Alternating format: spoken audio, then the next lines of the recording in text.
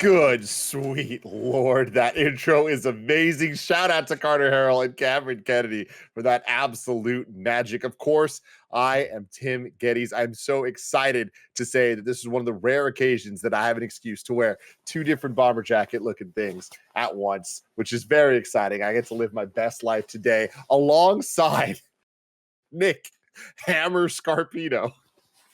Negative Ghost Rider. The pattern is full. We have Matt Wolfman Batson. Ow!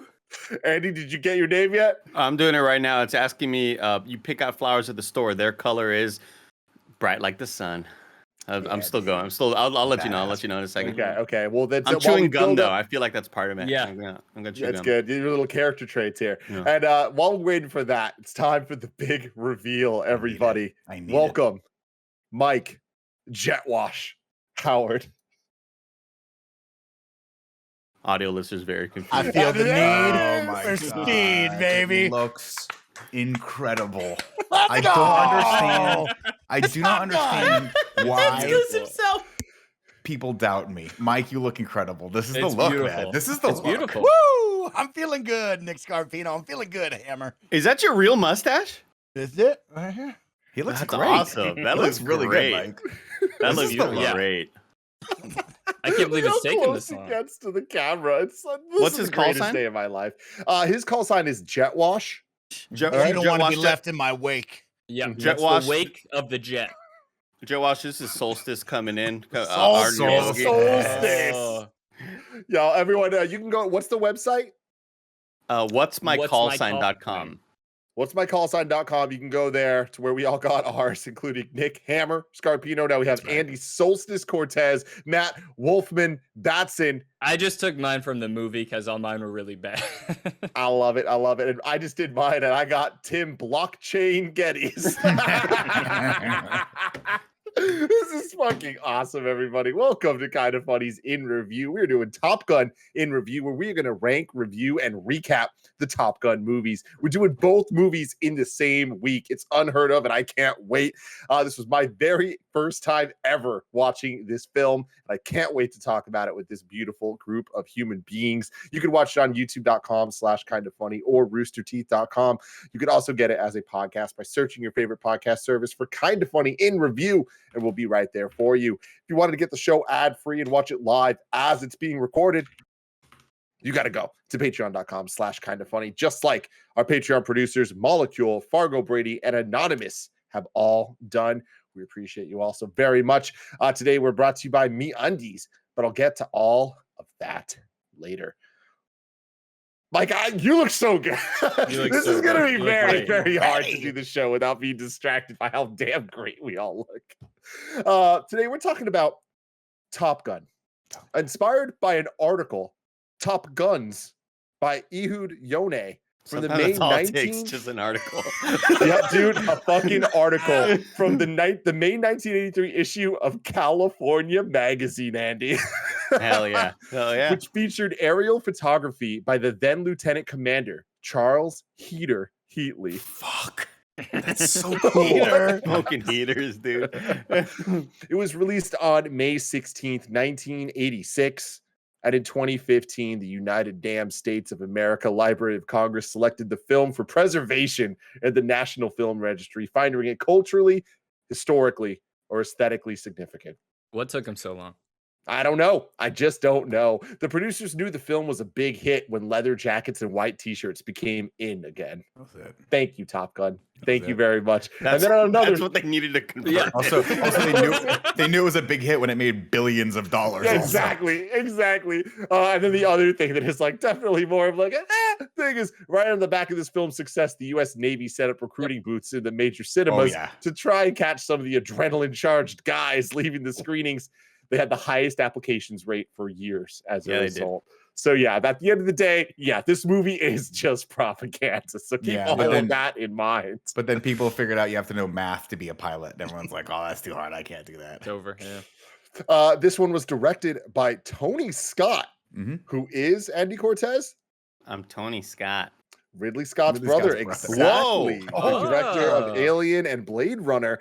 So Tony Scott here was an English film director, producer, actor, screenwriter, and editor, best known for directing highly successful action and thriller films such as Top Gun, Beverly Hills Cop 2, Days of Thunder, The Last Boy Scout, True Romance, and the list goes on and on and on. I'm sure that he was very, very key to Nick Scarpino's childhood. Is that fair to say? My God, yes. And what's great about Tony Scott is that he had a very distinct aesthetic. And if you want to see the difference between his style and other people's style, just watch a little of Beverly Hills Cop 1 and then watch Beverly Hills Cop 2.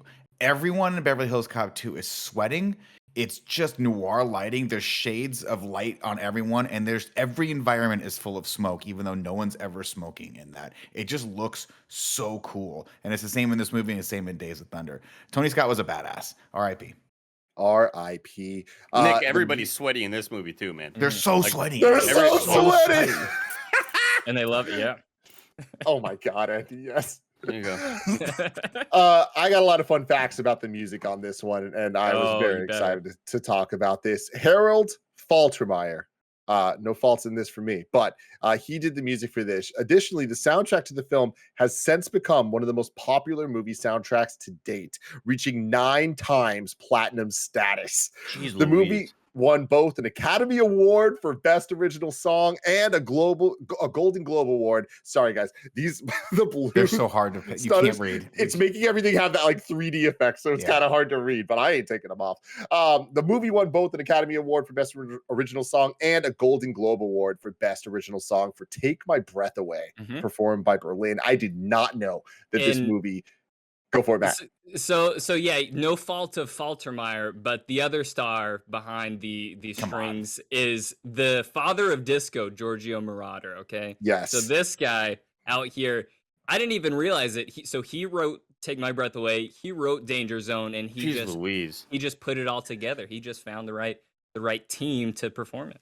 I mean, if you aren't familiar with him, you just Yeah. don't know his name. But if you've ever listened to Daft Punk's Random Access Memories, there's one song that's just called Giorgio. And it just goes through his life story, and it's like a 13-minute epic. It's the badass fucking song. dopest thing I've ever heard in my life.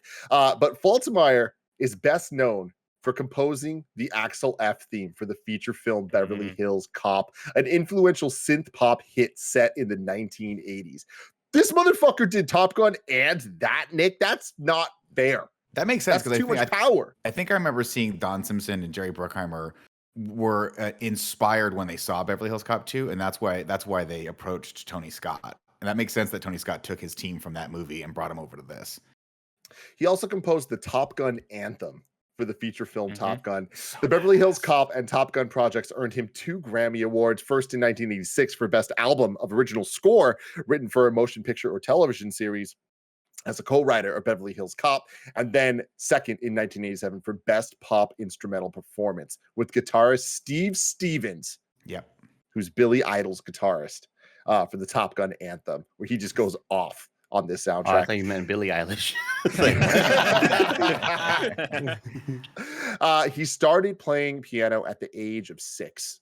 At 11, a Nuremberg music professor discovered that Faltermeyer had absolute pitch. His boyhood years combined training in classical music with developing interest in rock and roll.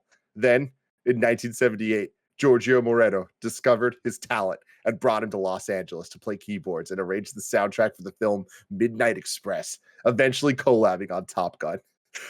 I couldn't not put every single one of those words in the rigmarole for this. That He is was like, I had no idea he that was like the case. Top That's so Gun cool. of absolute pitch, like having that musical skill. He went to his school for it. That's awesome. so fucking cool. This movie had a budget of $15 million and a box office of $357.1 million. That's insane for back then. Utterly insane. And I love that I was reading just the top level pitch of what this movie is, and even that somehow made it cooler. Cruise plays Lieutenant Pete Maverick Mitchell, a young naval aviator aboard the aircraft carrier USS Enterprise. Yep. He and his radar intercept officer, Lieutenant Nick Goose Bradshaw, are given the chance to train at the U.S. Navy's Fighter Weapons School at Naval Air Station Miramar in San Diego, California. When this movie starts and I hear that they're going to Miramar, I was like, damn, shit's getting real. And I'm like, oh no, they're just That's going in to San San Diego. This sounds like real in a different fucking way. Very close to everybody. Myanmar, but no, it is Miramar. Yeah. So let's get right into it. Andy Cortez, you join me in the group here of people that haven't seen this movie before, at least not fully. What Right. did you think? Yeah, like many of the other 80s movie watch-alongs we've done for in review, this was another one that I'd seen a handful of times just as it was on TV at my parents' house when growing up as a kid. And I'm aware of all of the cultural touchstones, mostly the volleyball scene. And then of course this movie kind of taught me that Nick got call the ball from this movie, and which is something that he's been saying forever that I never knew that was the reference for. Yeah, this is my first time watching it all the way through. Basically as an adult, I think like, every other time I watched it, I was probably like under the age of 10. This movie is cool as hell. It makes me just want a Gundam movie also. Like if you tell me that there's a cool young pilot who's a hot shot and he's a little too risky, a little fly boy, it's the coolest shit of all time. Like I just love somebody having to prove themselves and then obviously getting hit with like terrible tragedy and how are they going to overcome that moment? And then banging the teacher. It's the coolest shit of all time, dude. Matt Batson, what did you think? So similar here. This is probably the first time that I've seen this movie since I would have been like under 10 as well. This was one of my sister's favorite movies. So growing up, she would always like, she's like, watch Top Gun. We got to watch Top Gun. And she'd put the tape in the VCR and force me to watch it. She forced me to love Tom Cruise, that and just all that stuff. So the things that stuck with me were always the iconic scenes. It's the volleyball, it's the inverted plane, it's all that stuff. And all that stuff is still what sticks to me. I think like when you look at it now, like apart from all the, the regular 80s things that don't age well, it is kind of weird how like it seems like a lot of the movie it could be stock footage of jets. I mean, obviously it's choreographed and there's like a lot of miniatures and stuff. But it is very chaotic in between these iconic scenes. But you can make an argument that this is a bad movie, but we're not going to make that argument. No. We're not going to. No, not here. Not I here. love that. I love that. So I'm going to jump in after that now, being the only other person here that hasn't seen this before. Because Mike, you were indoctrinated a couple months ago. So I had a blast watching this. I'm kind of with Matt in the way that it's hard to call this a movie. It definitely is more of an experience. I am mad at myself for having waited this long for this particular experience. I had a blast from start to finish. I thought that in the beginning, it was a little hard to really tell what was going on, kind of like what Matt's talking about, the amount of just airplanes that are going on. The first sequence is definitely the worst, but yeah. But the thing is, by the time it ended, I was like, you know what? I'm keeping up with this. I understand the language that they kind of taught me with how this shit kind of goes and the way that it's shot and kind of presented. And they were doing really damn cool things the whole way through. What an amazing cast of characters. I was so enamored with Goose the entire time. And I did not see that coming. And when he went down, it hit me so hard. And I'm like, dude, Top Gun, it made me feel something. I didn't expect that from this movie. Not that type of feeling. I knew I was going to get a lot of hype and a lot of the iconic moments like, oh, that's where that came from. And that's the context of this. I will say, I haven't seen this movie before. I've seen the volleyball scene 300 times in full, thanks to the Kind of Funny morning show. And somehow I feel like having context somehow gives it less context. Yes. 100%. But again, that's the whole thing. The funny thing is this movie doesn't feel like a hit. Like it feels like a cult classic. And I wonder if it felt like a hit back then, because it's like compared to the other things coming around that time, it's like it does have that kind of propaganda vibe even then, where it's like, what this is kind of, it's weird how it all comes together, especially when, and this again, I'm saying a lot of this stuff that sounds negative, but I mean it out of pure love because I fucking love this movie. But like the entire thing is just, it sounds like the music is 90% karaoke versions of hit songs we know.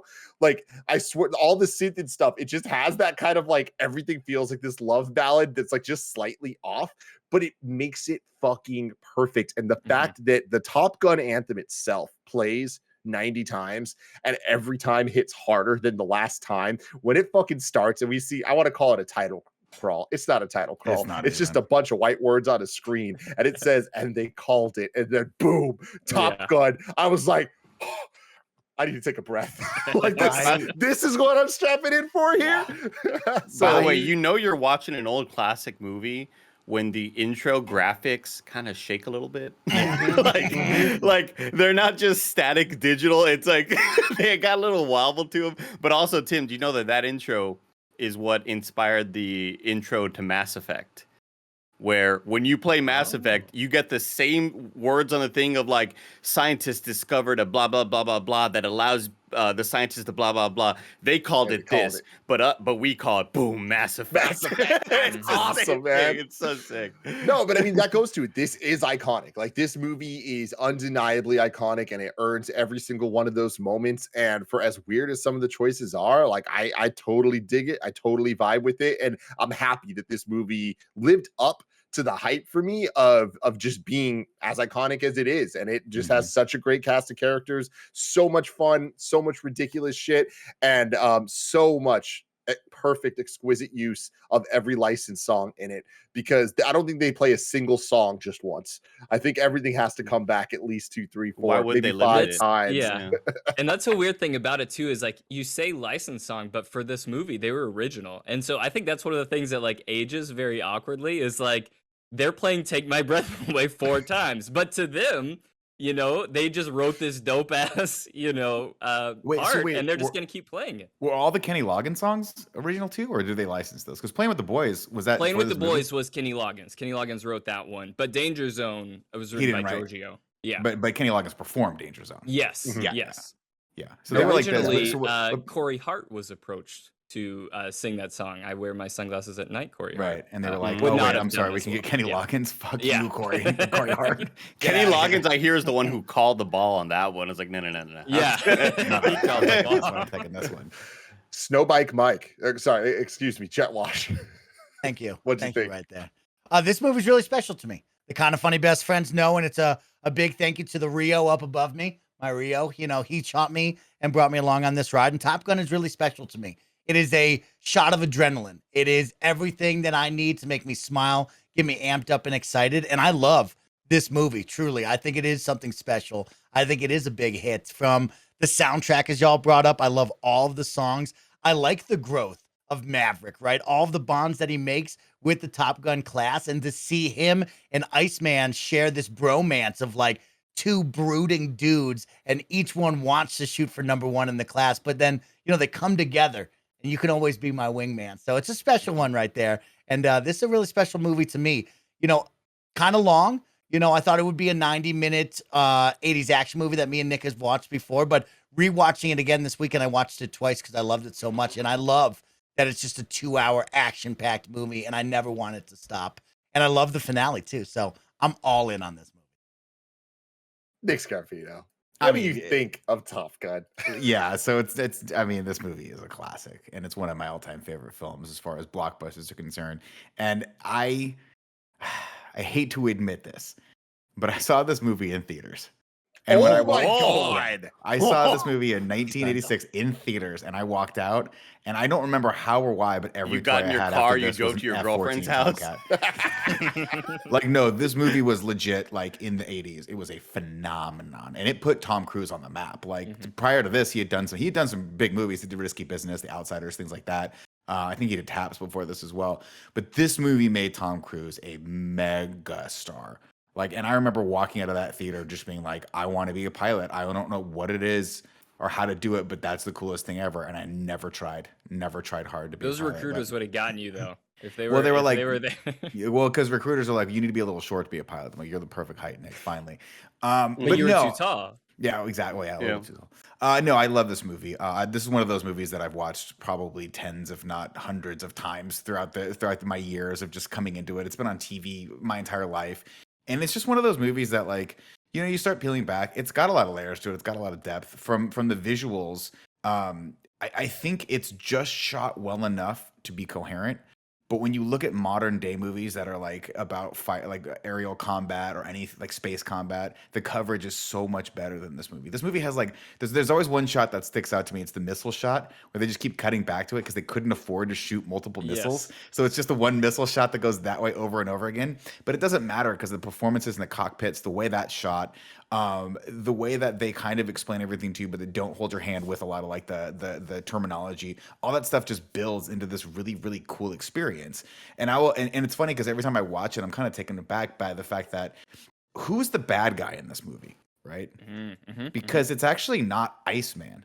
It's definitely, I would actually argue that like Maverick is the enemy of himself. in this. 100%. Yeah. And when you start thinking about it too, when you start pulling it back, one of the other things that blows my mind is Maverick's not number one at any stretch of the imagination.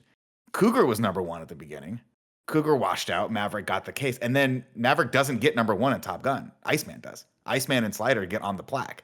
And so it's obviously he goes and he saves the day at the end. But like that alone, that humbleness of it is one of the things that I think like this movie has a lot of heart to it, right? Obviously the relationship with Goose. And then the fact that like randomly halfway through the movie, fucking Meg Ryan shows up. You're like, that's up, Meg y'all? Ryan. Meg Ryan Yeah. was a huge deal in the 80s. Like, huge. They just got her for like this one part where she's like in 3 scenes. It's just a banger of a scene after Goose dies. All of that was so great. The supporting cast is unbelievable. You got Tom Skerritt, Kelly McGinnis. I mean, Jesus, Val Kilmer, just the role that made Val Kilmer too. I mean, if you watch his documentary, he talks about how like it's the number one thing people recognize for him, which he hates because he's like he considers himself a real actor. And he tried to get out of this film because of the propaganda nature of it, and they just wouldn't let him out of it. And then of course it made his career. He went on to do lots of other films after that. But yeah, this movie is unequivocally an iconic film. It is a masterpiece of just blockbuster cinema. And it's definitely one of those rewatches that if you haven't seen it, you should definitely check it out. Absolutely. A couple facts for you on that too. Like you were talking about the Val Kilmer thing. Yeah, you already nailed it there. Like he was trying to get out of it, but contractually he had to do it. Meanwhile, Jerry Bruckheimer was trying to convince Tom Cruise to sign up for this film after his initial reluctance. So they had the Navy take Tom up there and they do a couple 5Gs. They do some barrel rolls. They do everything. He's heaving in the plane. There's just vomit everywhere. He gets on the tarmac, runs to a payphone, and he said, "I'm in. I'm doing the movie.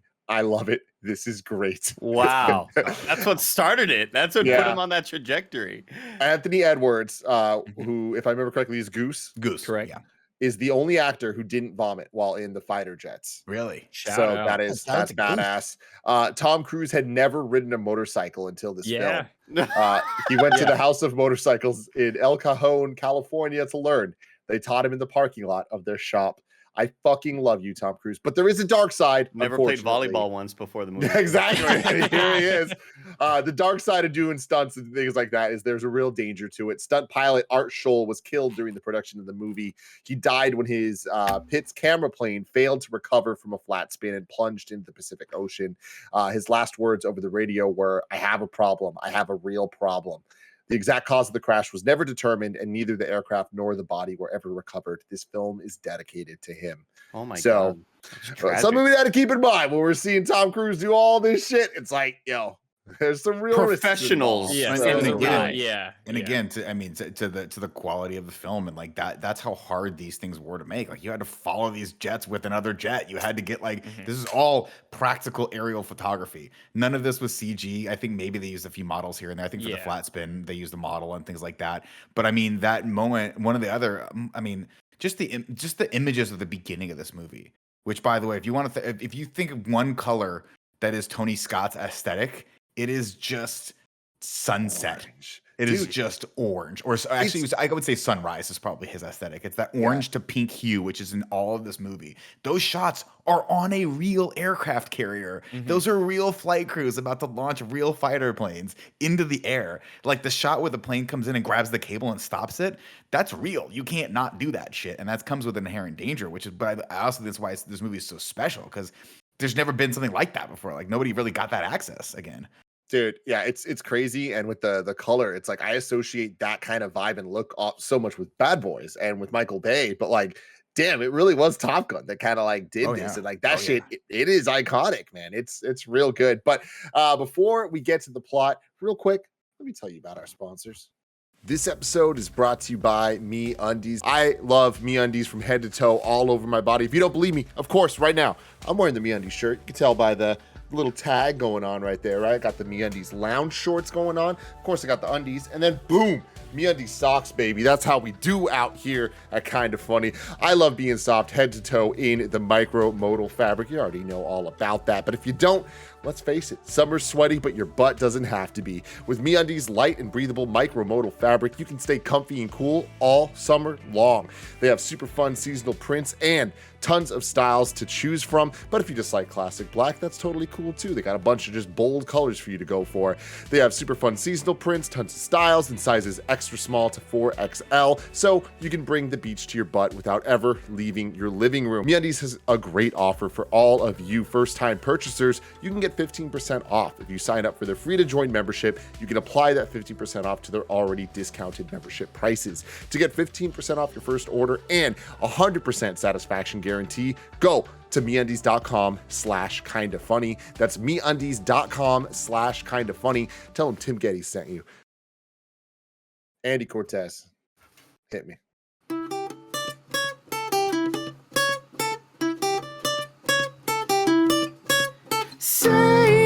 Saying the plot with the boys. He's saying the plot with the boys. And then I don't know the rest of the lyrics. I feel the need for speed. On March 3rd, 1969, the United States Navy established an elite school for the top 1% of its pilots. Its purpose was to teach the lost art of aerial combat and to ensure that a handful of men who graduated were the best fighter pilots in the world. They succeeded. Today, the Navy calls it Fighter Weapons School. The Flyers call it Top Gun. Real quick note about this right here. So we paused it, obviously to read because we came back late, and we paused it there. And my fiance Jessica's like, "What do they call it?" And then Oh we my play, God. and she's like, "Oh yeah." Oh, yeah. Man, we start at dawn. We see all the deck crews of the F-14s and fucking America, man. This is just the coolest shit ever. The cinematography in this movie cannot be overstated. So bad. I believe the cinematographer's name was Jerry Kimball. Shout out to him. As the engines ignite, the F-14s launch into the sky as Highway to the Danger Zone by Kenny Loggins plays. We're over the Indian Ocean. Dude, I mean, come on. And I'm like, you think it's the last time you're gonna hear that song? Nope. Fuck Hell you. no. We gotta Not get a our money's chance. worth. Not a chance. It's such a fire intro to set the Yes. tone right off the bat. Like with that intro and like everybody's working hard. And then when that jet takes off and Highway to the Danger Zone kicks on, it's like, oh my God, you're in for a ride, Joe. Get ready. I will say, however, the transition in the music there, Zero pretty transition. terrible. No, Fuck the transition, bro. We're going to 1,000 miles an hour, It's baby. just like like kind of. Is it like an orchestra? No, but like the lead up to it, it's like, oh, this is a Kind of weird like vibe. They're kind of, atmospheric, yeah. yeah, it's kind of like atmospheric, and they're just kind of like they're setting a tone for you to be kind of get whiplash from when the tone changes, and then suddenly, it's like, whoa, it's hilarious. We're over the Indian Ocean. It's present day 1980s. Of course, everyone is just so sweaty in this scene. Do they not have air conditioner on aircraft carriers? I don't know. Somebody please Google that. Probably a matter of national security. Enter Principal Strickland. Did you think you were going to see the guy from Back to the Future in this, Tim? Because this was the one thing I was like, this is trip. Why is Principal Strickland? I was such a dumb kid. I was like, I don't understand why they got the principal from Back to the Future in this. It was so weird. Anyway, he gets an alert that an enemy MiG-28 is in their airspace and wants to know which of his pilots are in the air. We got Cougar and Merlin and Goose and Maverick, the latter of which Principal Strickland is not excited for. So he does not like Goose and Maverick. Then we get over there and we hear another iconic line, "Talk to me, Goose."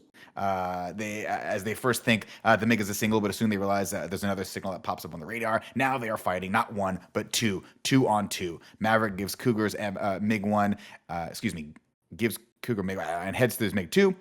He leaves his wingman's side. Maverick gets a missile lock on MiG-2, promptly bugs out, but Maverick calls it back to the carrier. Call sign Mustang is the name of the carrier, which is cool as shit. MiG-1 gets a missile lock on Cougar, and Cougar starts to freak. Maverick brings his Tomcat into position as MiG-2 stays locked on Cougar. Maverick can't shoot down the MiG without causing a war, so instead, he flips his plane upside down and goes cockpit to cockpit while Goose takes a picture that will surely come back to haunt all of them when they run for Congress. Running low on fuel, Maverick heads back to the carrier, not realizing that Cougar is shook.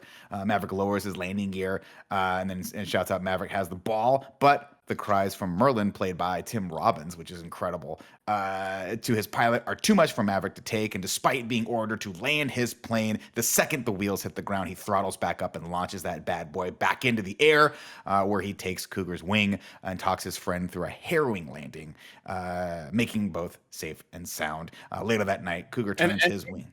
They build the tension really well there. Yeah. Like Yeah. I think that it's I kind of know what I'm in for when we get to these aerial action sequences, because I know just as they were kind of making the movie, we have a lot of B-roll of just ships doing stuff. How are we going to tell this story in a coherent way where it's easy to follow the action? And I think they do a pretty good job of having Cougar kind of freak out and kind of question everything in that moment. I think they do a really good job of it, because I was initially pretty worried of like, all right, it's hard enough to do this nowadays with CG and stuff and make a compelling story. So yeah, shout out to them for actually making this, I think, read well on the screen. I'm For right there sure. with you, because it's hard, especially when it's so real. We don't know what it's supposed to look like, so it kind of all like for them to have the stakes that high when really we're looking at it like, well, it seems like you have it under control. Like that's a very hard challenge for them, and I think that they did a great job of like immediately explaining to us what the stakes are, and that he could die here and he will not see his family ever again. And shout out to the pilots too, or the actual pilots that were piloting the planes, because the choreography of how the plane started shaking this back and forth, like the plane itself looks like the person that is at the helm of it is freaking out. Yeah. And it really adds. And then of course the soundtrack and all that stuff, because when that cable hits and it catches, you're like, oh Jesus, all the tension just dissipates from your body. And I think they do a great job too of just establishing the tone of the movie immediately, because it's so fun, it's so lighthearted. They're inverted, he's flipping them off, taking the picture, and then they just flip a switch and go to this, and it just reminds me of just every anime where it's like, we're having fun. Now the stakes are up to here, and this man is gonna die because they're out of gas. And wait till we get to the end of this movie, where in the span of a day and a half, everything goes to shit, and we go to war and win the war. Later that night, Cougar turns in his wings. Quote, "I'm holding on too tight. I lost the edge." Maverick and Goose get an ass chewing for not landing their plane, and also something about the Admiral's daughter. And then Principal Strickland writes a line that I fucking want to say all the time, and I forget. So you're writing checks your ass can't cash, Tim. But despite his displeasure with Maverick and Goose, Captain Stinger still has to send someone to Miramar. Tim, that's in San Diego. You were number 2. Cougar was number 1. Cougar lost South America. Turned in his wings. You guys are number 1. I got to give you your dream shot. You got to go up against the best. You 2 characters are going to Top Gun. Is how he says it. Oh, I'm sorry, Tim. Did you think we were only going to use Danger Zone once? Fuck you, Tim. Here we go. We're going to take it to right into the Danger Zone, man. Tom Cruise. I didn't expect it this soon back to back, though. I gotta admit, like I knew it was going to be more than once, but good for them. Tom Cruise just looks dope as shit, riding his badass 1980s ninja while fighter jets take off as the sun sets in Miramar, California. San Diego, Tim. Jester gives a presentation. While we meet the whole team, there's Wolfman, Hollywood, Maverick, Goose, of course, Slider, and the man whose flat top defined an era, an entire decade. One of the coolest fucking characters ever to grace the silver screen. Iceman. Tom Iceman Kazansky is his full name. We see him, and he's just a dick right off the bat. That's my favorite part. That Tom Cruise just calls him Kazansky over and over again. Just like he's like, "Fuck, Iceman's so cool. I gotta call Kazansky. I gotta take him down a peg." Yeah, and just every scene Val Kilmer's in this, so good. Just cool, and also such a dick. Just has that vibe. Just looking at him. But you have to respect him because he's playing the mental game. He wants to win. Slider's not out there fucking doing it. Slider's everyone's friend. Everyone loves Slider and Goose. They're the ones to party with. But Iceman's a badass, and I love it. Jester introduces himself first, and he says, listen, now I'm going to introduce the first man ever to win the Top Gun trophy. Lead instructor, Captain Mike Metcalf. Call sign, Viper. So badass. What an So intro to Viper call him is so Viper. sick. Come on. And to get into like this call sign thing, like this immediately makes every character endearing to me. It's like, I mean, like Chipper can get the fuck out of here, Slider, but all the call Andy, signs are just doing- excellent. We're doing a new bit that we totally forgot to tell you about. Hit the song. It's called Which Call Sign is the Best. Rank the call sign. We're gonna rank the call signs. The call sign. That was fantastic. Ladies and Hell yeah. gentlemen, welcome to Rank the Call Signs here on a podcast within a podcast. We got 14 call signs to rank. I'm just going to go ahead and put Charles Chipper Piper right at the end there. Yep. I'm going to put Chipper there. We're going to start with the lower rankings and put these in place here. Next up is Charlie Blackwood. I didn't realize Charlie was actually her official call sign in this. Where do we want to put that? I'm going to put her right above. Now, do you not like Chipper because of the dude or because of the name? Because like Chipper Jones, come on, man. I mean, Chipper Atlanta. Jones is cool. I mean, Yeah, but up it's a lot against cooler than Hollywood, Larry. Yeah, Chipper, like you're Chipper down Jones against is cool Hollywood. because it's an upgrade for Larry, Maybe- Larry Jones. But You're I right. think like in the pantheon here, as we're about to get into all these other call signs, I think it's got to be the bottom. I'm gonna put Charlie right above that too. No disrespect to Charlie, but Yeah, I feel whatever. you. It's kind of whatever. All right, where do we want to put Merlin? We'll do these. Yeah, Merlin's pretty. I mean, it's up there. Merlin's it's solid. pretty high. It's solid. Yeah. Top 5. We talking top 5? Well, I mean, it's the top of these three. Yeah. Okay, we'll Top put of Merlin these above three, it. top of these Put Merlin three. above it. Okay, Put it so right above it. do we want to put Wolfman above or below Merlin? Oh, it's above, dude. Sure. Ow. Wolfman coming in at number 11. Now we're getting to the bangers. Now we're getting to the top 10 here on this list. Rick Hollywood Nevin. So I just fucking love Hollywood so much, and it's Yes. the type of thing that kind of feels overdone. But I mean, it had to start somewhere, and I'm assuming Right. it was right fucking here. So I would say Hollywood's top so far. Yeah. I like Hollywood. Hollywood and Wolfman's helmets because they have the kiss ass Butts. sticker. Yeah. It's butts with a big old The big kiss butts on with it. the lips. It's like so badass. That's so Yeah. cool. You know what I never realized They're my either? favorite team, and like we'll get into it later. Obviously, I'm a big Wolfman fan. He is like it has like the George Lucas effect, where like you just name a bunch of people, even if they're in the background and you love them. And Wolfman is like the person I locked in on like as a kid because like that's just a fucking cool name. His name's Yeah. Wolfman. Like, are we gonna have a And- conversation? Is Wolfman a narc? Okay, we'll talk about that in a little bit. It's Oh, Wolfman that's a true. narc. But, to but know. before Need to know. before that, my favorite part with Hollywood and Wolfman is after they do the first drill where not Viper, the first teacher, Jester, where Jester takes him out. They're like, he beat us in 30 seconds. And instead of like being competitive, they're just like fucking chill, man. They're like, Where'd hey, you great go? job, Iceman. Yeah. Yeah, I love it. All right, continuing along the list. This is where it's going to get interesting, ladies and gentlemen. Where do we want to put Cougar?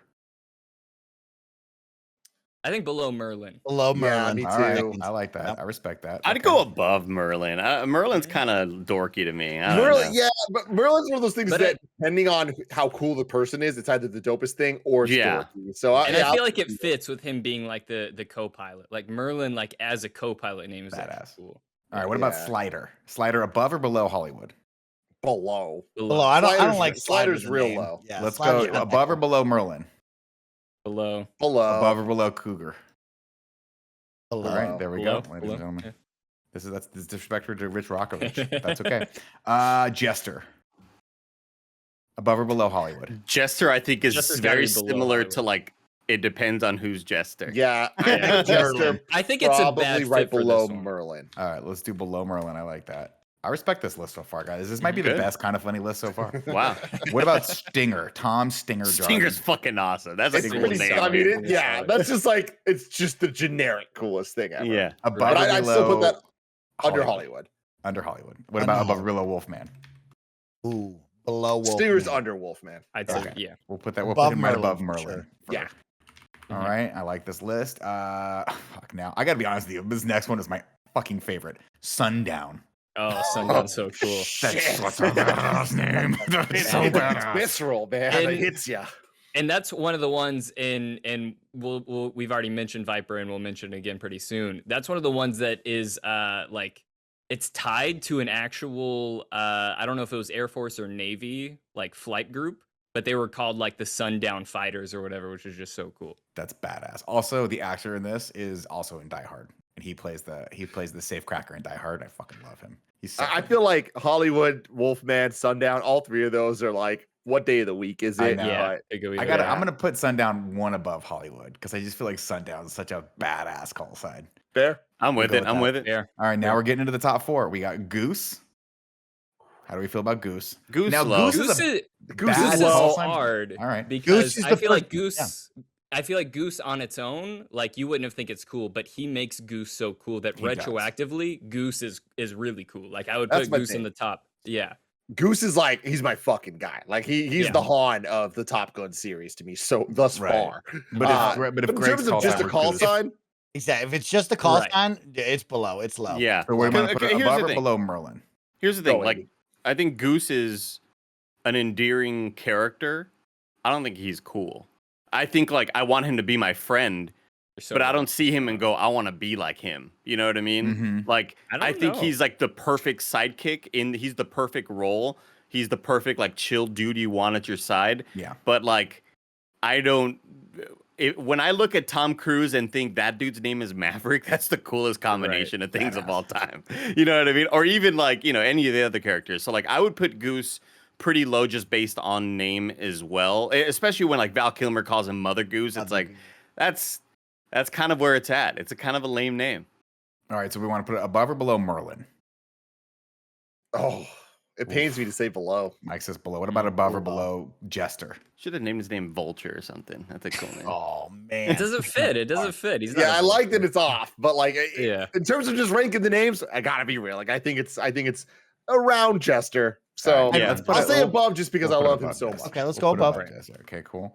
All right, now we get to the final 3. Viper. Fuck. Number This is one. the The top. top. Number The one. top. The top. Okay. Yeah. Viper's Yeah. number 1. Okay. Iceman. I mean, Mm, it's bro, close. This is a toss it's so close. Iceman's Like, so cool. hear me out It's here. so Hear me out fucking here. cool. I feel like Viper is just the most purely distilled version of Sundown, where it's So just bad. like, yo, that's the coolest thing I've ever fucking heard. But it's Right. just so obvious. Iceman feels iconic, where it's like, So bad. think of how many Icemans have been badass over time. You know what I Right. mean? Like All of them. it's All of them. and all of them. Like that's the thing. It's like I think Iceman's number 1. See, I agree. I wholeheartedly agree with you, Tim. Here's the reason: Viper. If you were like Nick, in little Nick, 6-year-old Nick just got just a giant popcorn and a soda he should not have had at that age. It was probably why he's short. If you got out of this, Nick was the coolest name in that movie. I said Viper because in the '80s nothing's cooler than Viper. But looking back on it, Iceman is. I mean, look at Bobby. We got Bobby. Iceman. We got Chuck Liddell. Chuck the Iceman Liddell. Chuckman. Badass. Chuckman. Yeah. Chuckman Joni Liddell. We got Ice Box gonna put from Iceman at number 1. Little Giants. Where do we want to put? We'll put it at number 1 for now. Right. Viper number 2. Where do we want to put the final call sign? Maverick. I Number three. like I'm not in- afraid in to say it. different. tough. Yeah, thank you, Mike. Okay, Thank Mike. you I'm for not fucking afraid to saying say it. it. Wait, I'm what'd not you It's say, afraid number to Mike? three. Number 3. Number 3. He said number Yeah. 3, and he's right because Goose. We all kind of are like, oh, we like the character, so it makes a bad name good. Maverick's kind of a whatever name, but it's unique enough where it's like it is only him. You know, I've never heard the word. Yeah, it's similar Maverick to the before Goose Top thing Gun. where he makes it cool. Yeah. For Yeah, Sure. Very true. but it's All right. actually cool as well. So We needed a renegade, honestly. We need a renegade somewhere in there. All right. Top 10 names. Top 10 call signs. Number 10, Jester. Number 9, Goose. Number 8, Merlin. Number 7, Stinger. Number 6, Wolfman. Number 5, Hollywood. Number 4, Sundown. Number 3, Maverick. Number 2, Viper. And the coolest call sign yet in the Top Gun franchise, Iceman. what a Now- list. Back to the plot. Let's see. The best driver and his Rio.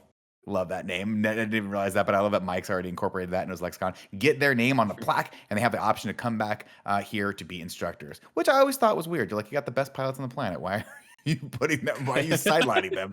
But whatever. Gentlemen, this school is about combat. There are no points for second place. Later that night, they head to the local bar where pilots go to meet ladies. Maverick and Goose spot Iceman wearing his aviators in the bar. Mm-hmm. Throwing that out there. It's nighttime. Goose tells Maverick that Iceman is the best, and everyone fucking knows that Iceman and Slider, of course, give them shit for sliding into Top Gun on Cougar's coattails, and then they make a bet that Maverick can get laid for $20. And Maverick, So of this course, is the situation is we literally can't quote every single line of this movie because then we will Yes, be we here can. all day. But I need to quote the line, "Hey, call him Iceman. It's the way he flies. Ice cold, no mistakes." Holy shit. That's so fucking cool. God, I love it. Let's see. Now, okay. He spots Kelly McGinnis from across the bar. Was like, that's the one. That's the one I'm gonna hit on. And I'll tell you this: if there is one criticism I have of this movie, it's that Tom Cruise and Kelly McGillis. How do you say her last name? Is it McGinnis or McGillis. McGillis, right? McGillicuddy. They have absolutely zero chemistry. Yeah. Oh, yeah. It's I felt it. I don't know what you're. I've No, felt it. what it is, Mike, is it's all sexual tension and zero chemistry. That's where they're at. Like this is like the epitome Okay. of that, where the actors are trying their best to McGillis. sell it just with their faces, but all of the lines are horrible. And it's like you they don't believe in anything that they're saying. Oh, I kind of disagree only in the moment where he's at her place and she's like, this is gonna become a problem. And it's Yeah. like, It's yeah, gonna it get is. Oh, I love that. Yeah, it is. Maverick spots Charlie from across the bar, of course, and tells Goose, she's lost that love and feeling. And Goose does not like this. He goes, oh no, Mav, she has it. He goes, oh, she has it. I hate when she loses love and feeling. And then the most iconic scene from this movie. And you might not believe it, Tim, but a scene that inspired multiple people to embarrass themselves, myself included, in front of a lot of unsuspecting young women. Is this scene where they sing to him in the bar, but the only thing that's great about it is, first off, neither of them are good singers. But then the entire bar gets into it, and it becomes this moment, and then Sundown fucking breaks it down, which is incredible. But Dude, baby, I during this happening, I looked over at G and I was like, "Can you imagine this actually happening to you?" And she was like, "Tim, this has happened to me. I told and you it's happened to every woman I know." Every woman. So What the fuck? every guy grew up thinking this was the move. And man, you look back on it now, and nothing that comes in the next like 20 minutes should ever be done again. Especially not the ladies' room None of this feels situation. good. No, No, not do that.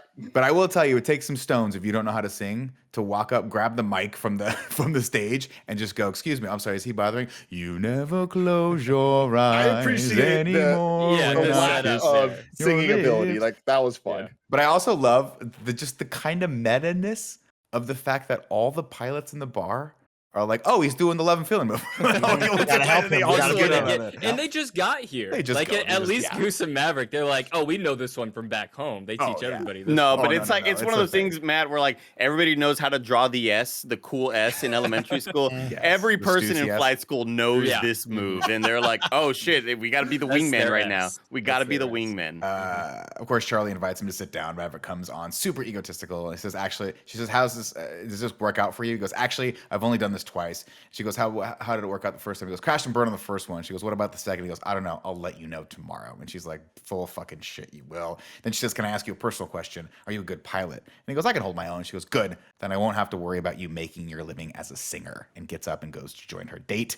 Then, And it was that moment, Nick, that inspired Tom Cruise to get a vocal cord transplant. He's a better singer now. He's much better at it now. 100%. Yeah. He can sing rings around everyone else. Mhm. Charlie, of course, later that night goes to the ladies' room. And guys, do not do this. Maverick just decides to follow her into the ladies' room. And even when I was 6 years old, I was like, that's weird. That's weird Yeah. that he did that, right? Very creepy. Charlie, of course, shuts him down again. The next morning, Jester in class introduces the team to their civilian specialist, call sign Charlie. And lo and behold, who should it be? It is Kelly McGillis. So awesome. This got a let's go out of me. Yeah, This I was like, awesome. oh, here we go. Strap in, everybody. That was a great little twist when you first see this. Maverick corrects Charlie on her MiG 28 info because he's seen one up close. She says, "You were in a 4G inverted dive with a MiG 28. At what range?" And Goose, I love it. He looks at Goose. He's like, "I don't know. What do you think? Like 2 meters? 2 meters?" And then Iceman, to which Val Kilmer goes, Yeah. "Bullshit." Bullshit. Yeah. Did that start it? By the way, What's that? did Iceman cough right here bullshit thing? start the Yeah, I think so. cough Bullshit. to Yeah. cover up the thing you're trying to say? Bit. I like, have to imagine he did. That's crazy. I feel like this was like Yeah. this is the inception Everybody of that does bit. that. Yep. That's awesome. Of course. And then Charlie looks at him and says, "You're the one." And Tom Cruise smiles and says, Oh, "Yes, ma'am." I love the back and forth right there because she got him at the bar and then he got her right there. It's It's like, awesome. yes, here we go. It's so Uh, awesome. And everything Goose says and does, and every motion here, every like the bromance between them, I perfect. just fucking love. And I Love love the All the we. we thank Yeah. you. Yeah, Like, yeah. Thank you. oh, We it's great. And then he goes, "What were you doing?" Is that we were communicating. We were Yeah. communicating. We were giving him the bird. I got a great Polaroid of it. I love that. Anyway, Charlie catches up with Maverick afterwards. She wants to hear about the MiG, and he says, "You have security clearance. You can read about it." Of course, playing hard to get, and kind of a little salty from last night. Iceman gives him shit. For this is the first time we hear this for not covering Cougar 6 while he was showboating with a MiG, and Love off that. we go on the first hop, which is cool. Maverick, of course, can't shake Jester, so he hits the brakes and Jester flies right by. They turn and burn and get a missile lock on Jester, but in doing so, they break the hard deck. But they rejoice and call out, "Jester's dead." To celebrate, they decide to buzz the tower, which does not go well. When they get back, Iceman promptly points out that Maverick's win does not count. And then he goes, "What's your problem, Kazansky?" And Iceman just fucking lays it out. And he goes, "You're my problem. You're everyone's problem. That's because every time you go up there, you're unsafe." What a banger of something to call Yeah. someone. Like dad just came. It was like, "You're unsafe. You don't know how to change your tire," which is a true story for me. Dude, the Jester's dead moment of them like doing this little like practice run thing and whatever. It was like one of the first times they used the Top Gun anthem as like to punctuate a point there, Mhm. and it's like Jester's dead. It's such like a video game, like Yeah. complete. Yes, thing. yeah, it's the perfect, winning yeah. anthem. It feels like that, like you won something there. It's perfect. They're about Yeah, to show but- play of the game. Yeah. Tim, you were mentioning how a lot of the music sounds like super like unlicensed. There was many moments where I'm like, is this the music from Contra or something? Like, straight up. No. There was one sound in this that sounds like the Street Fighter. Bow, ba-ba-dow, ba-dow, bow. Yeah. It may have Sounds been, like Street yeah. Fighter 2. It may have been that. I just picture like my guy shooting a spread bullet gun like at like random aliens in Contra. It's so weird. funny. Anyway, Tower Guy wants some butts. Jester and Viper are not happy either. Breaking the hard deck is a major no-no because it's super unsafe. Viper takes a moment to tell Jester that he flew with Maverick's old man. And then Jester says, "Tell me one thing. If you had to go into battle, would you want him by your side?" I think, and Jester says, "I don't know, man. I just don't know. He's a wild card, completely unpredictable. A lone wolf, an army of one, a rogue agent, a maverick." I don't know. I made some of those up. job. It's just Very well done. It's so ridiculous. It's so campy. Goose comes over later to tell Maverick to stop fucking around and stop living in the shadow of his father's besmirched memory. The For next the day, first time. for the first time, Yeah. because done a in lot that quote, together. I I have think a this wife is- and kid. You Yeah. can't fuck this up for me. I think this is also where he gives like the great line. It's either this time or the next time where he's like, maybe we could be truck drivers. Yeah, I could be a truck driver, Dude, Uh, this was the first time I noticed this, and like this is such a Nick thing to notice. It's usually not a me thing. But why did nobody look at Tom Cruise, one of the most beautiful human beings I've ever seen, one of the dopest dudes in the world, just look at him and be like, shave the unibrow, bro. Yeah. Yeah. Like, Oh, we- I know. we gotta That do always a little gets me. You got- cleansing, a gotta little cleaning. plug I'm that gonna in. tell you why. I'm gonna tell you why. Break it 'cause down, in the Nick. I knew in the you'd have the 80s, yeah. thick ass eyebrows were the look. That Uh-huh. was true. Uh-huh. I would be more questioning why nobody looked at Tom Cruise and didn't realize that he was a solid foot shorter than everyone else on this cast. Like Yeah. he They has try. They got try to really be hard. he has got to be standing on so many apple carts. Like I apple I crates. I, I There's think just there's just like a PA on the ground, just like putting another apple cart below him as Every he time, walks. yeah, he's just laying a ramp of apple crates. Yeah. And I think Oh, it's man. super important that as in the role of Goose is not a super handsome possible lead character Mhm. because Tom Cruise, we all know that Tom Cruise is always like the shortest usually of the cast that he's in. But in this one, he still looks like the leader because Goose is a tall, kind of dorky, lanky dude. Mhm. And it plays so perfectly against Tom Cruise where like if they would have cast anybody else at Goose, like if anybody else in the movie would have been Goose, Like it if would Rick have looked like Rossovich yeah. had been Goose. it who's would the be main like, character wet, here, yeah. right? Yeah. So right, yeah. I want. I'm. No, we're not going to talk about Tom Cruise's smile. Forget it. We'll move on. He's got the middle I front got- tooth. Yeah, he's got the middle front tooth. You guys know that, right? You guys know he's missing a front tooth. No, he's not missing a front tooth. It's just his smile is off. His front No, teeth are he's shifted missing over. one, and they shifted them all over. So instead of having two big teeth, he just has one. Whoa, really? I just thought he Yeah. had two front teeth, but like his No, mouth was like I shifted. think. Well, we can Google this, but I think the story goes that when he was a kid, he lost the front tooth and had his orthodontist just shift his teeth over. So when you look at him smile, he has one tooth that's longer than the rest of them because his other front tooth is gone. Oh, interesting. Is this a new podcast and a podcast? Wow. No, Now? it's just With them gonna teeth. ruin. Yeah. It's gonna ruin every Tom Cruise movie for you for the rest of your life. Let's say the next day, Charlie and Maverick have some double entendre, and Maverick gets an address and a time to show up. Woohoo! But wait, 5:30 p.m. Tim, the volleyball game starts at 5. Yes. Let me tell you something right now, Mike. You live in a world of fucking digital cool guys and Fortnites and your Valorants and all this stuff, and you have your idea of what macho is, right? Andy wins a game, and you're like, "Fuck yeah!" So and you digital macho. high five Thank each other, you. and you guys work out, and everyone's all sweaty and The shit. double. But in the 80s, nothing said macho more than a bunch of very, very, very egotistical Navy jet pilots, shirtless and greased up, playing volleyball. I have to imagine on the volleyball sand pit in front of the barracks. I don't know Yeah, of where course, they were yeah, in this, For sure. Yeah, dude. For sure, Those yeah, are the 100%. boys. but man, mean, this scene.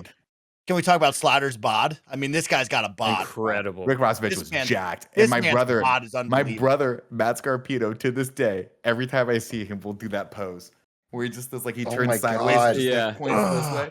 He does it all the time. have You've never seen him put do that it. together. I've seen Matt do that. I did not know what He he does it. was He just does, like- doing. You've seen Matt do that. so fucking funny.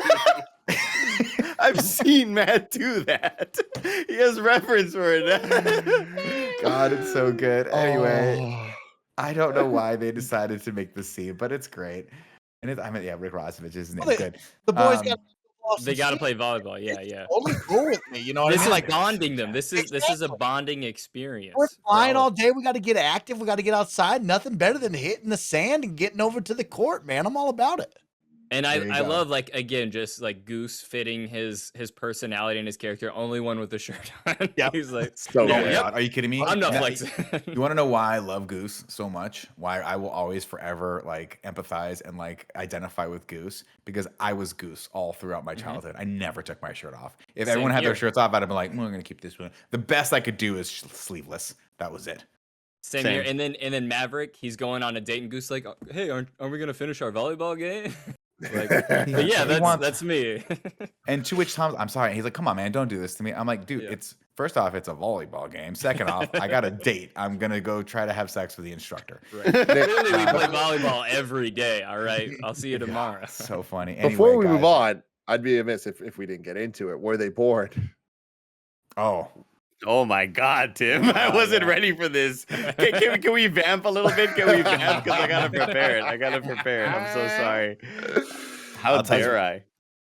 Yeah, I mean, this- but this has got to be the scene that made me love volleyball for sure. well, this Yeah. is what this is. I mean, this is again. You want to talk about another iconic scene? This is like iconic scene number 2 from this movie. This is the scene that people make fun of the most. It's silly. It's fun. They obviously have in the new trailer for Maverick. They've got another scene like this where I think they're playing beach football, which makes a little bit more sense. But yeah, this one was one of those. Well, Even when I was a kid, I was less like, sense, less volleyball.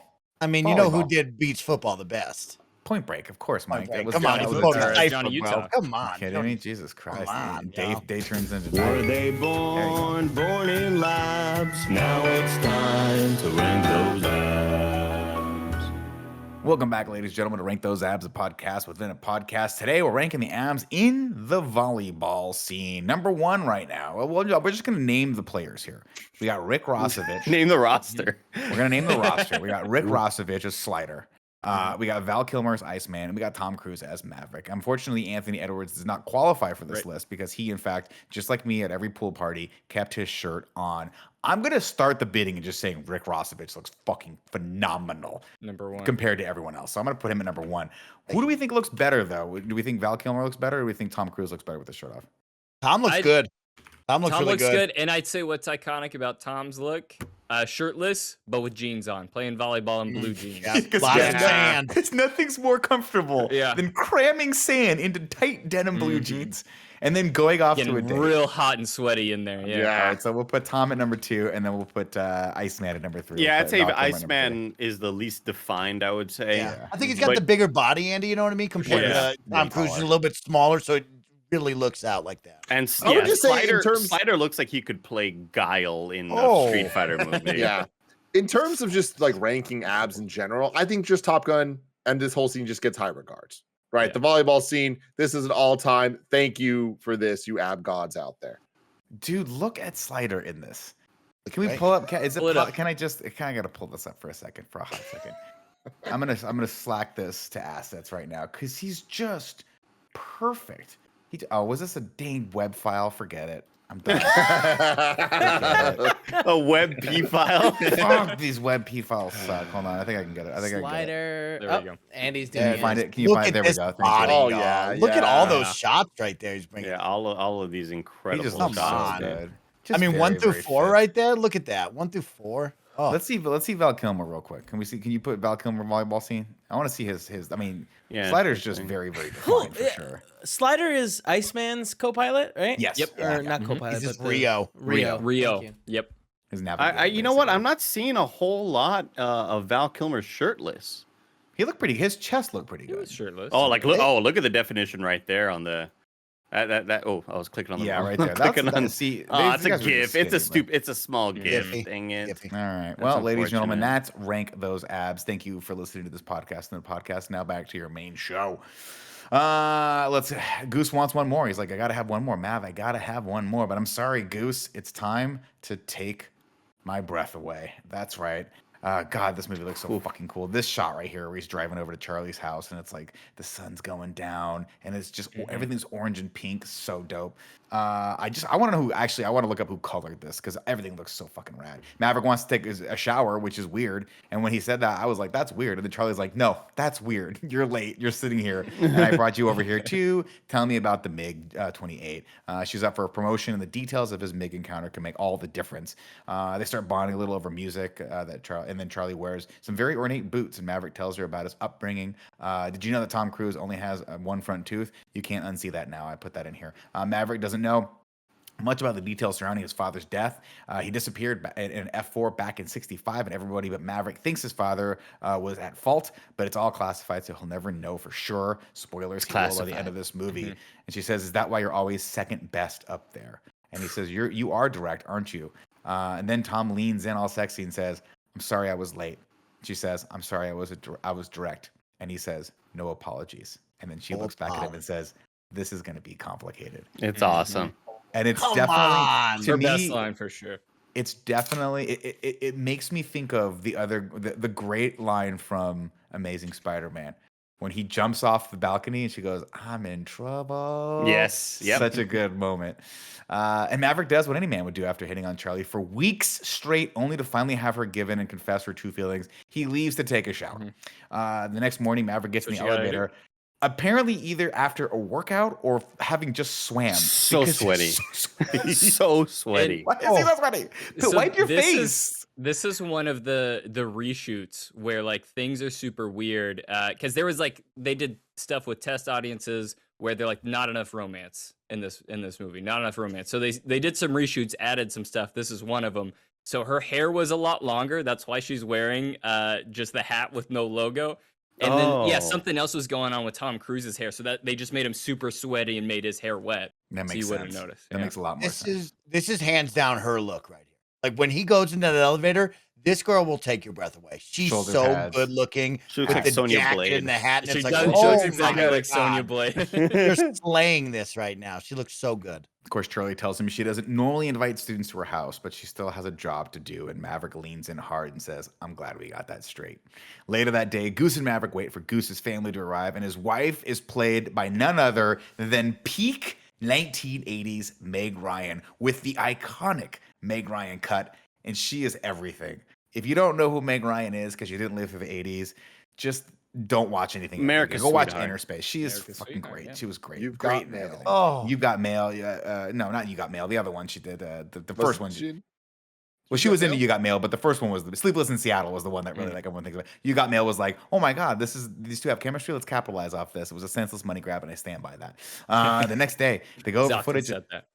They go over footage of Maverick and Goose's MiG-28 encounter in class, and Charlie tells the class that it's a classic example of what not to do. This, of course, pisses Maverick off, who walks away from Charlie like a stubborn child whose feelings were hurt, like a little schoolboy, and making her literally chase after him on his motorcycle. And after she almost causes an accident, he pulls over and he screams at her. He says, "And you think I'm reckless?" And she says, "My review of your flight performance was right on, but I held something back. I see some real genius in your flying, Maverick, but I just don't want everyone to know that I've fallen for you," which is not something that any person has ever said since 1945. And then they make out. And then they have sexy silhouette time and the blue light of Sucking tongues, just Miramar's sucking hardcore moon. tongues. So much Yo, That's the insane. amount of tongue silhouette we got in this was definitely unjustified. And also the stakes raising that they just did to get to this scene is like this Totally was like their ridiculous. first draft of the script where they're just like, Yes. okay, we need them kind of mad at each other, but then she needs to reveal she's not actually mad at him. It's like, how are we going to do that?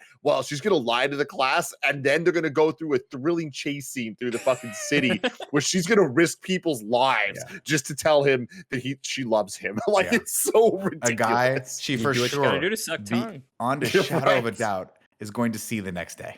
No matter what, she knows she's going to see him again. It's not like he's going to run away forever. Yeah. She's go back to class the next day. Totally. And also completely destroyed the suspension in her Porsche. And that's an old vintage Porsche. You can't just buy those parts off of the rack. Yeah, those aren't Anyway, cheap. the next day, they face off on another hop against none other than Viper. Maverick leaves his wingman again to go after Viper, despite Hollywood and Goose protesting, and the two square off. And at first, And things this seem is like what they're this going is pretty well. also, if I may, as Wolfman, this is where we get one of Wolfman's two lines. Obviously, his most iconic. Holy shit, it's Viper. Which Love I mean, it. like, Holy Come shit, it's Viper. Yeah, on. that's awesome. That was super cool. And at first, things seem to be going pretty well for old Goose and Maverick until Maverick gets a little too horny and misses the fact that Jester is locked straight onto his ass. And then when they get down, of course, Jester comes over to pay him a nice compliment. He says, "That was some of the best flying I've ever seen, right up until the part where you got killed. You never, ever leave your wingman."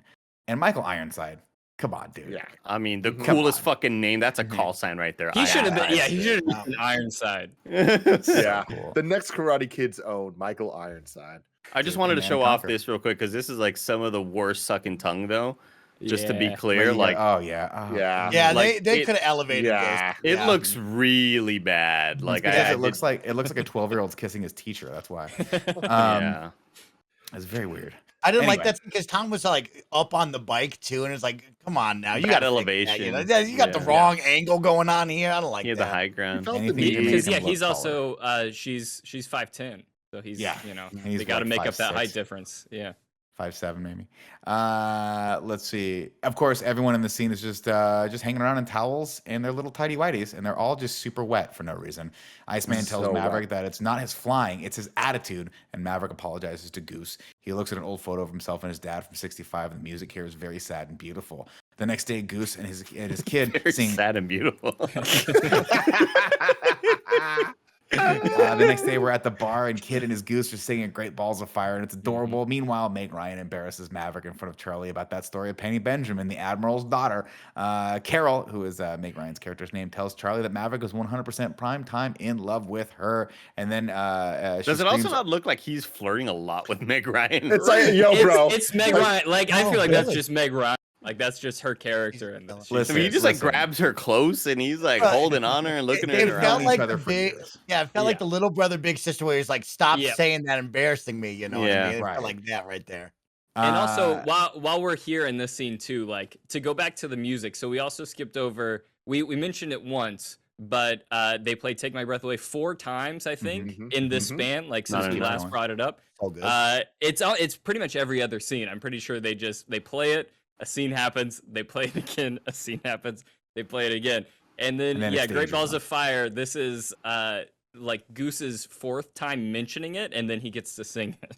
Yeah. My favorite part about Take My Breath Away is they never sing it until the very end. Right? Right. Like It's it's just the perfect, build yeah. up, and like in your mind, you're singing it because you're like, this is an 'Cause you iconic know it, song. I yeah. love this song. Mhm. And then like it doesn't pay off till the very end when it finally hits you with Take My Breath Away, and you're like, oh, you Oh, got they me. took it. They took got it. I took it. Of course, in this scene, we get my favorite exchange where Meg Ryan shouts out across the bar, "Hey Goose, you big stud, take me to bed or lose me forever."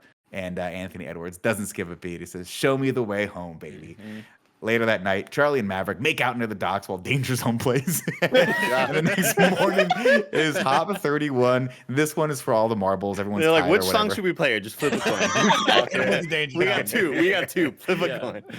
You know what it's like? It's like when you're editing a project, you only have 3 pieces of footage. You're like, okay, Yeah. what do I use here? Yep. Do I use things going through the door or the car chase?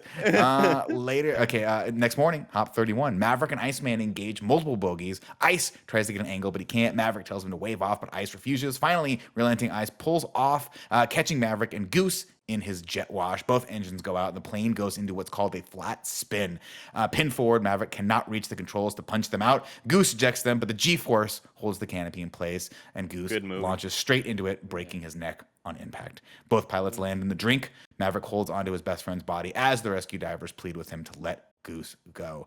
This scene, the way it's shot, that the fact that they actually got the helicopter, the shark repellent, which I always thought was like the most eerie part of this, where it's just that green glow of the water to keep the sharks away. And his performance in this was just so beautiful. It might have been that, or it might just be to tell them. I thought it was the like, hey, helicopter out is. here. Yeah, the that's shark what I thought that repellent. would There's no way that's a real thing. Oh, from maybe I'm wrong Batman. about. So it must be. That's a Batman joke, I right? disagreed. Yeah. I was just with Nick there. I was just like, yeah, this. I believe it too. I think it's to help noticed that. find them. It's like that. That makes a neon lot more yeah. sense. That makes a lot more sense. I mean, Yeah. it could be a shark we can't repellent. I just don't confirm, think we so. can't confirm nor deny if there are Somebody shark Google it repellent because somebody properties. told. But you know, it's one of those things where I learned. Someone told me that when I was a kid, and it's definitely I something can see that I Matt took telling with you me. that. Look, either way, like it's the conviction that Nick says it. Do He's just like, planes have shark repellent? I mean, that's so Dude, funny because like shark that was repellent. the Batman 66 Yeah, joke. that might be where I got it from. No, But that's again, just this is basically to like find 'em. where this movie just like flips on a dime. Like you're just like, yeah, another day at class. What kind of fun are we Yeah. gonna get into today? So and sad. again, like my fiance Jessica, she's just like, hold, is he dead? What the fuck just happened? Yeah. It almost comes out of nowhere. Yeah, Dude, it it's was just insane, and color I dye. appreciate that though, because like this was Yeah. just a dumb training exercise, and like that, like Mhm. shit can go wrong, and like I And feel like that's- they gave it the gravitas that it kind of needed, For and like sure. having the scene with Meg Ryan and stuff. I was like, I didn't expect Oh. this from Top Gun, man. Yeah. And that's like probably like my favorite part about this whole movie. I mean, besides the call signs and just being so well casted, is that again, like Nick mentioned it before, there's not really a villain to this movie. And so like they're just going throughout their day and then shit happens. And then Yeah. there's just that's where the real conflict is within Maverick himself. Later that day, of course, Viper comes into the bathroom to tell Maverick what he already knows. Goose is dead. Also, Maverick is in his underwear yet again, leading me to believe that naval pilots only wear 2 things: flight suits and tidy whities. Maverick heads over to Goose's quarters to console Carol, who tells him that Goose loved flying with him, but he'd have flown anyway without him. He'd have hated it, but he would have done it. Maverick heads to the hearing, but they clear him of wrongdoing. It was just a freak accident. Viper orders Gesture to get him back in the air ASAP, but it doesn't matter because Maverick, like Cougar before, is shook. His new co-pilot, Sundown. Oh, go ahead. This whole bit here, there's a couple things I wanted to bring attention to. One, this was the first time that I noticed, at least in the movie, they called him Maverick by his name of Pete Mitchell, Yeah. and I could not hear it without hearing Nick say it. I'm Pete Mitchell. Pete Manchell. Yeah, and I was like, that sucks. But then the music was so inappropriate during this scene, but it was so incredibly hype. Where it's this like romantic version of the Top Gun theme song, and it just fucking let it ride for like a long time, so long that it ends up just being a really bad like clarinet version of the theme song. And it's like y'all should have cut away from this a while back, man. But I love that you committed because here we are, and I'm feeling some shit. His new co-pilot Sundown gives him shit for bugging out. Maverick, of course, explodes at him while Ice and Slider are standing over in the corner watching like John Lovitz from Wedding Singer. Ice gives Maverick his condolences on That's Deuce. a great Great reference. reference. Quote, everybody likes him. I'm sorry, which is a very nice thing for Iceman to say. Wolfman watches as Maverick quits, and then he calls Charlie to let her know. She catches up with Maverick. And this is where you say, Mike, someone was asking if Wolfman is a narc. He's not. He called Charlie to like be like, hey, I don't want Maverick to quit. Go talk him out of this, right? Check on him. Yeah. I mean, you got to have one of those boys, right? You got to have one of those homies who will call the person that you need the most and be like, yo, you got to check on him. But like, and this is also, where like you want to search into the expanded universe here. Like, how tight are Maverick and Wolfman that Wolfman knows that they're together, he knows her phone number. I mean, Yeah. well, his instructor, Damn, but he knows Matt that they're Patton. together. It's All right, and then he cares about Maverick so much that he's gonna call her in. It's That's weirdly deep. funny that you mentioned that Shit. because a little behind the scenes trivia is that Kelly McGinnis and the actor that played Wolfman actually were a thing during this movie. Oh. And that's Yeah. how he knew her number. Yeah, if Oh. you watch, if you watch, I think it was Val Kilmer's documentary on Amazon. He talks about that where he was like Kelly and I forget the actor's name, but they're like because they were all like roughly the same age and they were all just actors, and so I guess they had a thing and they were like there's scenes of them like kind of getting snugly around a fire pit, which is cool. Tom Cruise nowhere to be seen. They were like Tom stayed in a hotel, but we all stayed like hung out and party with each other, which I thought that was pretty cool. Charlie got the job at Washington, but unlike Maverick, she wasn't going to leave without saying goodbye. All of this happens, by the way, in like 2 days. And he's like, "It's good to see you." And she's like, "I saw you this afternoon." It's very, very weird. All this is I the don't time like is kind of truncated. Definitely It doesn't another really work. reshoot. Yeah, like even though like, oh, I gotta go to Washington. I was like, did you Yeah. ever bring that up before? It's like, Yeah, oh, he you did. did bring it up, you did, but like this is happening now. Like what? Yeah, we needed like one scene where she's like talking or interviewing with it to really hammer it home to the audience, but it doesn't matter. Like Gwen she's Stacy. exactly like Gwen Stacy. And I was gonna say, Iceman talking to Pete Mitchell, talking to Maverick about him dying was very much like fucking the bad guy in The Spider-Man. Flash. Flash, Or yeah, not for the him Flash, being like, "Hey Flash. man, yeah, your dad, right. your uncle died. It sucks, bro." You know, it's very similar to that. A lot of Spider-Man parallels here. You know, Exactly. Yeah. Maybe they stole it all from Spider-Man. Charlie tells him to be the best of the best means you make mistakes and you keep going. But despite her pep talk, Maverick tells her she's too late. You didn't learn a damn thing, did you? She says, except to quit. Maverick heads over to Viper's house, and there's just a random Top Gun hat sitting on a lampshade. Just to let you know, it's close to Top Gun. Viper tells him the truth about his father. He's like, I can get fired for this, and lose all my credentials, whatever. They won't let me fly again. But he's like, we were in the worst firefight he'd ever seen. His dad's F4 was hit, but he stayed in and saved 3 planes before he bought it. They were flying in the wrong airspace, so the Pentagon just lied and covered it up because that was easier than telling people the truth that they were actually violating some sort of international law. Viper tells him his options. He says, listen, you've acquired enough points to graduate, or you can call it quits. You feel responsible for good, for good, and you have a confidence problem. Up there, we got to push it. That's our job, he says. Maverick heads over to Charlie's house and sees her for rent sign. She is gone. He watches fighter jets land all night long and does some heavy thinking. The next day, he heads over to graduation, where Iceman and Slider are receiving their plaque for being #1 at Top Gun, like we all knew they were. I put money on it. I won a lot of money when I was a kid. Maverick, of course, has to swallow his pride, and he walks over to them and congratulates them. But Viper has to break up the party with some unfortunate news, guys. There's a crisis situation. we got to get pilots immediately. This crisis situation, we got to get pilots immediately over to the Indian Ocean, which is going to take at least a couple days, but whatever. It kind of, I don't know, like part of it kind of reminded me of in movies when there's a bachelor party and they're like, "Uh-oh, the cops are here," and it's like an extra thing it's like an extra level to celebrate, but they're like, "There's a crisis. Uh-oh, we're gonna get into the sky." Everybody is very exciting. Yeah. Now, when I was a kid, I always thought this next part was cool because he tells the people, he's like, listen, Iceman, Slider, Hollywood Wolfman, and Maverick, you're going to go to the carrier back to the Enterprise, but Maverick, you'll get your Rio when you get there. And of course, when he gets there, his Rio is Merlin, who is Cougar's Rio, which is cool. The thing I don't like about it, though, is Viper says, and if there's nobody there, call me. Yeah. And I'm like, oh, clearly they're setting up Viper to be. Would have been way Rio. cooler. I was hoping for that too, is right, Matt. I think that's the best part is that suspense of like, because then you go down the call sign roster and you're like, who's he gonna get? Who's the homie that's gonna show up, right? And then it's Merlin, and you're like, okay, that's cool, but like, fuck, cool. Viper would have been way cooler. It would have been way cool to not get that line at all, because that line is just to show that, hey, we still have confidence in you. We know you haven't lost it. You have a lot of talent, and while that's a cool line to be read, it'd be way cooler if, all right, Merlin's gonna be your Rio or whatever. You got down there, and he gets down there. Where the fuck is Rio at? And Viper's like, you know what? I got this, dude. Let's fucking do this. Like, oh, that would have been so much cooler, dude. Could have been cool. Of course, they get their assignments. Ice and Hollywood are supposed to launch first. Maverick and Merlin are gonna hang back, but then Ice just like Hollywood, Ice Hollywood, sorry. But then Ice is like, sorry, Captain Singer. Can I talk to you for a second? You sure about Maverick here?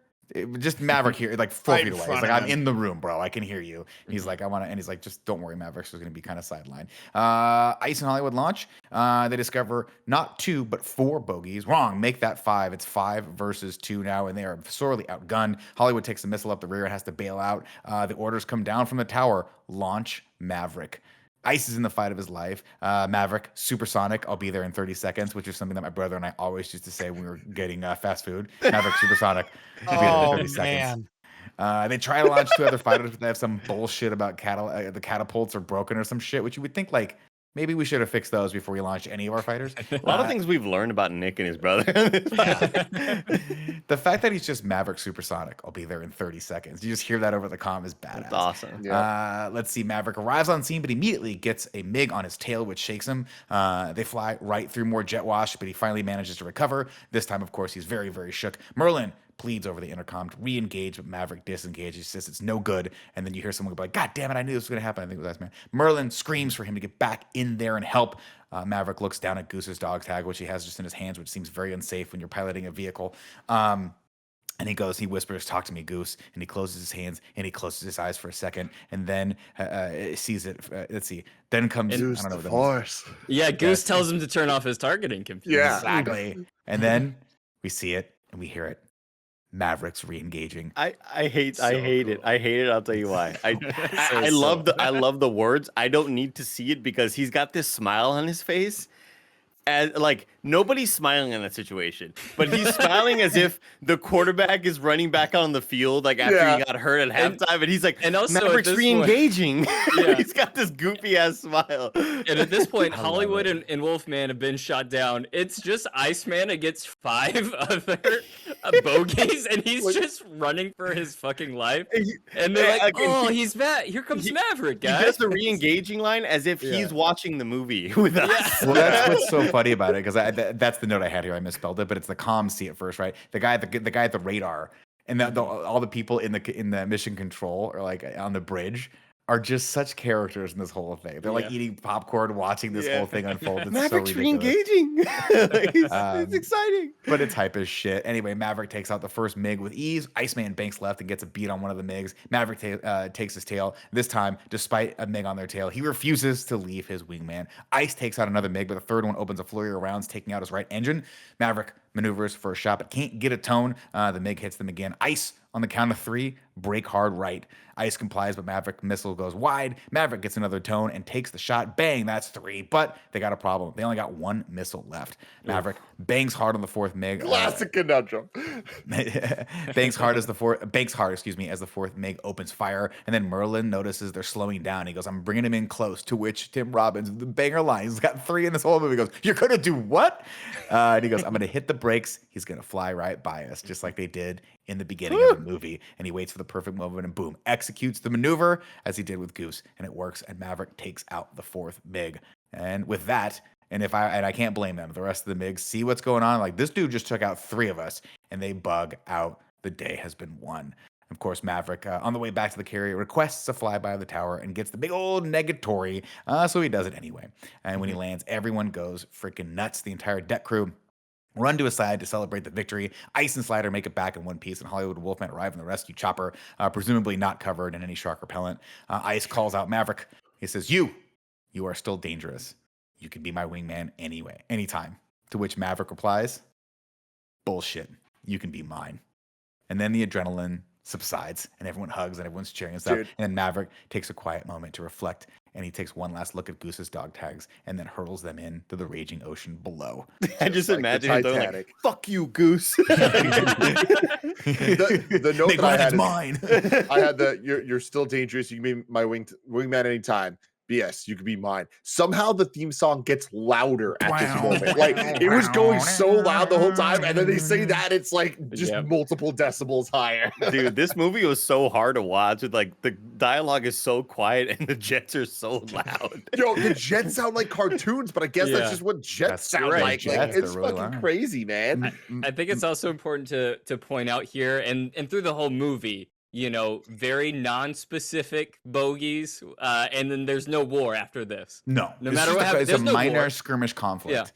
As Yeah. far as It's we know, not these are Russia. just some pirates, Yeah, just some exactly. pirates who stole some planes. Highly Just a engineered little 2028. disagreement in the skies, Yeah. Yeah, that's my favorite thing too about this whole movie is I watched the entire thing just like all of you did. I went into it not having any understanding of just jets and jet battles, whatever. Oh, I Like, had to Google MiGs, yeah, for oh, sure. so did I. So did I. But like, X-wings, all that stuff, I can grab my head around. I go, oh, there's Right. the Death Star. I understand what the goal is. Oftentimes, I don't really understand what the goal is of what they're even trying to do up there. So Listen, it is Tim. funny. I was like trying to keep count of all the people, and eventually they just go away. You're like, Yeah. okay, I guess they were Yeah. scared, which makes sense. Yeah, again, that goes with like how chaotic a lot of these scenes are, and I think they get better as they go on. But like Nick mentioned it earlier, they only have like one shot of them firing an actual missile, and so they just have to reuse it and Over like and over again. They didn't think re-edit to it shoot it over from and over different angles. again. Yeah. Yeah, exactly, and yeah, it's just nuts, man. It can be hard to follow, and then it's that, and then all the jargon and the terms that they use. It's you learn as the movie goes, and I think they get better as the movie goes. But it's still like it's just a bunch of fun nonsense. All of the bad guys are gone. Good guys are high fiving. That's it. Hit That's the theme baby. again. And by the Love way, it. I just want you guys to know that when I was 6 watching this movie in theaters, and he goes, "You can be my," you are still dangerous. You can be my wingman anytime. To which Tom Cruise replies, "Bullshit. You can be mine." Still not a nice thing, not a nice exchange between these two. Do you know what I mean? Like, it's not like he was like, "I'm so sorry, I was wrong. I misjudged you." Yeah. It's like, you can still be my guy. And he's like, "No, fuck you. You can be my guy." Like, at no point did I think these guys were ever going to be friends or fly together ever again or be like nice to each other. I just digress. If anything, it gets you excited for a sequel. Oh, yeah, Totally, dude. Ice dude. versus Maverick. Maybe they'll make one day.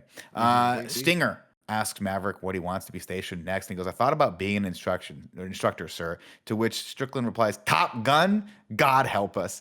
Again, not sure what the value of taking your number one pilot and Right. putting him in a classroom is, but okay, cool, You whatever. got to do it. You got to protect the number one. He's going to train the future. You know what I This mean? guy took And he out knows. 5 He can do planes. He just took out 5 MiG-28s like that. He doesn't care. They're like, put him back in the classroom. This guy's too good. Too good. You got to even the score. Well, there's back no in- war. What else is he gonna do? Good point. Back in Miramar, Tim, that's San Diego for you Northern California natives. Maverick has a quiet drink, but it's interrupted when someone puts on "You've Lost That Love and Feeling" on the jukebox, and Charlie surprises him. And he says, "This could be complicated," he tells her. And she goes, "The first one, I crashed and burned." And she asks, "And the second?" And he goes, "I don't know, but it's looking good so far." And then they roll the credits on another just absolute banger from Cheap Trick that sounds a lot like the Street Fighter theme. This is the one I was talking about. And that is Top Gun.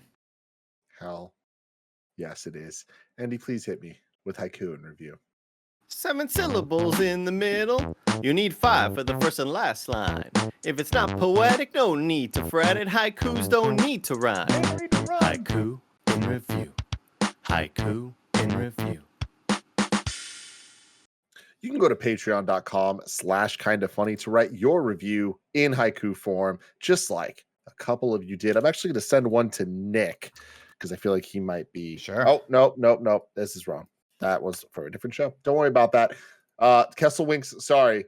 Chippendale Rescue Rangers was on screencast, not in reviews. No haikus for that Sorry. one. Andrew Feister writes in saying, "Flying with the boys. Bad spin killed goose. We're flying. Now with one less boy." Oh. Oh, okay. Oh. Joe Burton says, "Vague enemy threat. This exchange likely means war. Don't care. Volleyball." Yeah. So damn true. That's the real war. Exactly. Let's do a little ragu bagu, guys. Ragu. Bagu. What's up, everybody? Welcome to Rad Guys Talk Bad Guys, here for Top Gun in review. Where do we want to rank the nebulous MiG-28 Russians, I imagine? Now I and would Tom say Cruise's ego. for this, I feel like it would probably be more fun if it was Iceman, right? Even though he's not the Bagu, he's the rival. He's the antagonist to- for sure. That's a good call. Exactly. So And- we'll do Iceman. Let's Because say this Iceman. movie, likes to graze over all like the important details anyways and stick with the cool stuff. And that's what's cool is Iceman's the bad guy. I know That's we true. did. I I'll know we agree. did the call signs, so like that kind of defeats the purpose. But we've had other interviews where we skipped Ragu Bagu and we did Ragu Progu and we ranked the protagonists. And I feel like this could have been one where we just ranked the pilots. Now, how about this? what if, and light spoilers for the next movie, even though I haven't seen it. No This is just future based off the trailer. Okay, this is based off press releases. We can do a ragu goo goo, which is the goose. We rank the gooses. Ooh. Oh, Ooh. okay. That's He that's can't be good. better than the first one. There's no way. No way. I mean, I'll keep that I on the don't list know. for next I week. I don't mean, there's only 2 movies, so we can. And I rank heard them nobody if we likes want. Miles Tellers in real life. is he gonna go with the goose too? Side topic. Is he going with the goose? He's not Maybe gonna like go, maybe no, like he's GJ Goose, Jr. No, Right? he's Rooster. Oh, that's Rooster. His call sign is Rooster. Rooster. Yeah, Rooster's way Which is, like, better than Goose. badass. I Yeah, can't wait way for this better. fucking movie. Okay, so right now for Ragu Bagu, we have Iceman. We'll Right. have Iceman for number 1. We'll put that at number Okay. 1. And then for Ragu Goo Goo, we have Goose. Goose. at number 1. And then we got for the rankings, Top Gun's number 1. And I'm very, very, very interested in where number 2 goes. I've heard such good things. Everyone's glowing about it. And after watching this movie, again, I love it. I love it as an experience more than I love it as a movie. And I have a feeling that number 2 can take it. So I'm kind of hopeful. I'm happy with this being number 1 for now, but fingers crossed that that's going to change later this week. Anyone else have thoughts? Oh, I was No? gonna say, yeah, no, me too, dude. Listen, you crushed it. it's one of those things. If you told me that Top Gun was getting a sequel and that it had any shadow of a doubt or a chance in hell rather of being better Right. than the first one, I would have been like, no freaking way. Yeah. But seeing that trailer and seeing the reactions from this and just understanding like Tom Cruise's his lineage of the last like 10 movies that he's made. We don't talk about that Mummy movie. And we don't talk about Vanilla Sky. We don't talk about that Night and Day with Cameron Diaz.